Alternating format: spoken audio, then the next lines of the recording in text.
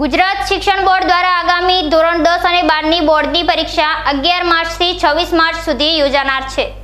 ત્યારે બોર્ડની પરીક્ષાને લઈ બનાસકાંઠા જિલ્લામાં વહીવટી તંત્ર દ્વારા એક્શન પ્લાન તૈયાર કરવામાં આવ્યો છે, જેમાં એસએસસીમાં 05 ઝોનમાં 66 કેન્દ્રો અને એચએસસીમાં 02 ઝોનમાં 42 કેન્દ્રો પર 83,637 વિદ્યાર્થીઓ પરીક્ષા આપશે।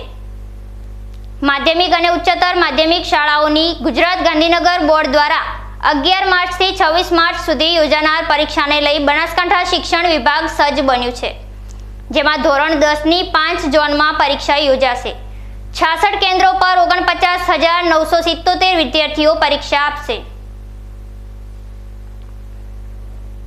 ત્યારે 12 વિજ્ઞાન પ્રવાહમાં પાલનપુર અને ડીસા 02 ઝોનમાં 06 કેન્દ્રો પર 5,790 વિદ્યાર્થીઓ પરીક્ષા આપશે, જ્યારે 12 સામાન્ય પ્રવાહમાં 36 કેન્દ્રો પર 27,870 વિદ્યાર્થીઓ પરીક્ષા આપશે, તેમજ 12 સાયન્સ પ્રવાહમાં 5,790 વિદ્યાર્થીઓ પરીક્ષા આપશે।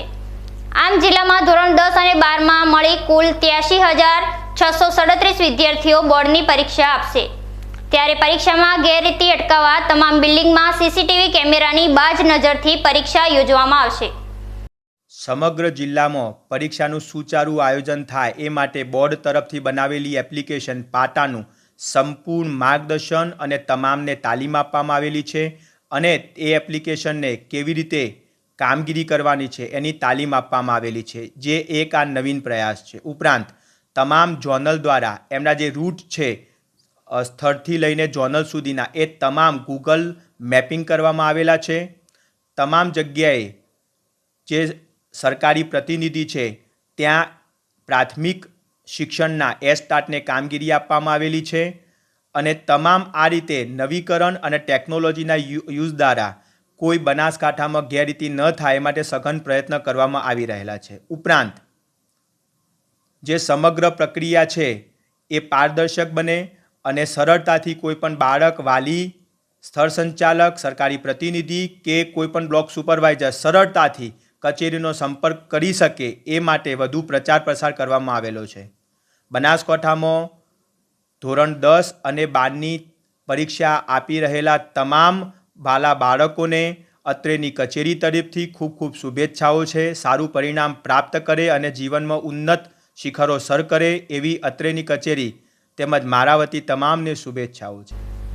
આગામી એસએસસી અને એચએસસીની જાહેર પરીક્ષા યોજાનાર છે, જેમાં બોર્ડમાં 83,637 પરીક્ષા આપનાર વિદ્યાર્થીઓને કોઈપણ પ્રકારના ભય વિના તણાવમુક્ત પરીક્ષા આપી શકે તેમજ તેમને મૂંઝવતા પરીક્ષાલક્ષી પ્રશ્નોનું માર્ગદર્શન મળી રહે તે માટે પ્રથમવાર જિલ્લા શિક્ષણ વિભાગ દ્વારા અધિકારીઓ, આચાર્ય અને મનોચિકિત્સક ડોક્ટર સહિત 11 કાઉન્સેલરોની વિદ્યાર્થીઓ માટે હેલ્પ ટીમની નિમણૂક કરવામાં આવી છે, જ્યારે ક્લાસ 2 વર્ગના 2 અધિકારીઓના માર્ગદર્શન હેઠળ કંટ્રોલ રૂમ શરૂ કરાશે।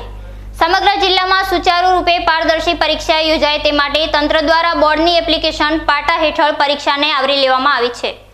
પરીક્ષા રૂટ ગૂગલ મેપિંગ કરી ગેરરીતિ ન થાય તે માટે ટેકનોલોજીનો ઉપયોગ કરી પરીક્ષા સફળતાપૂર્વક સંપન્ન થાય તેવી તૈયારીઓ કરવામાં આવી છે। ત્યારે જિલ્લા શિક્ષણાધિકારી દ્વારા ધોરણ 10-12ના પરીક્ષાર્થીઓને શુભેચ્છાઓ પાઠવવામાં આવી હતી।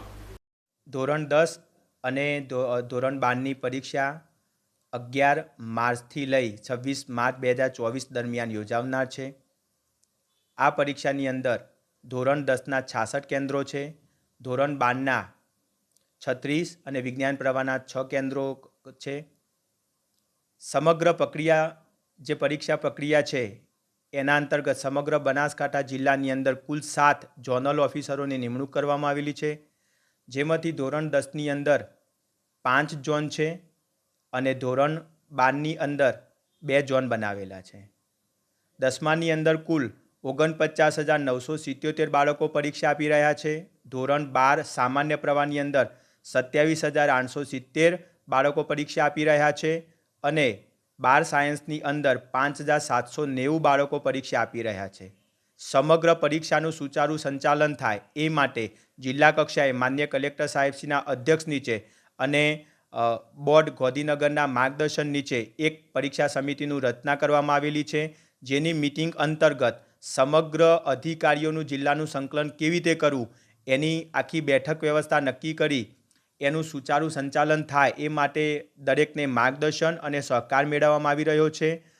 તમામ પરીક્ષા કોઈપણ ગેરરીતિ ન થાય અને સારા વાતાવરણમાં યોજાય એ માટે સ્થળ સંચાલકોની મિટિંગ પણ પૂર્ણ કરવામાં આવેલી છે. આગામી સમયમાં એ અંતર્ગત સરકારી પ્રતિનિધિની પણ બેઠક કરવામાં આવી રહી છે અને 11 કાઉન્સેલરોની નિમણૂક કરવામાં આવેલી છે, જે બાળકોને સતત માર્ગદર્શન પણ આપી રહ્યા છે. આ અંતર્ગત કચેરીની અંદર એક કંટ્રોલ રૂમની વ્યવસ્થા કરવામાં આવેલી છે. કંટ્રોલ રૂમ લગત 2 ક્લાસ 2 અધિકારીઓની નિમણૂક કરવામાં આવી છે અને સમગ્ર જિલ્લાની અંદર વહીવટી પ્રશ્નો કે બીજા શૈક્ષણિક પ્રશ્નો હોય તો કંટ્રોલ રૂમથી તમામને માર્ગદર્શન આપી એમનો મૂંઝવણનો ઉકેલ આવે એ માટે સતત પ્રયત્ન કરવામાં આવી રહ્યો છે. ઉપરાંત જિલ્લાના વર્ગ 1 અને વર્ગ 2 એવા કુલ 90 અધિકારીઓની ઓબ્ઝર્વર તરીકે નિમણૂક કરવામાં આવેલી છે. તેમજ જિલ્લા શિક્ષણાધિકારીની કચેરી પાલનપુર દ્વારા 2